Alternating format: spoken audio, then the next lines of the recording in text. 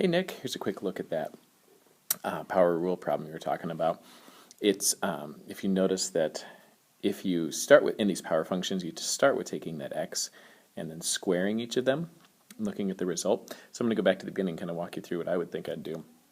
I kind of look for a rule that takes you from x to y, and when it's a power function, you say, all right, let's start with the easiest power function, which is x squared. If I do 2 squared, 3 squared, 4 squared, etc., I get 4, 9, and 16.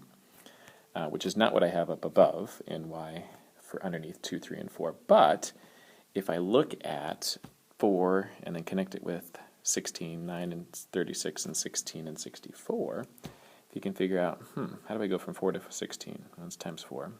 What about 9 to 36? Is that times 4? Oh wait, what about 16 to 64? Is that times 4? And sure enough it is.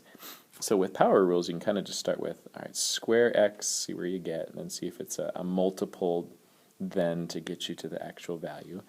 Or you could start with x cubed, and if that didn't work, or you could try x to the fourth.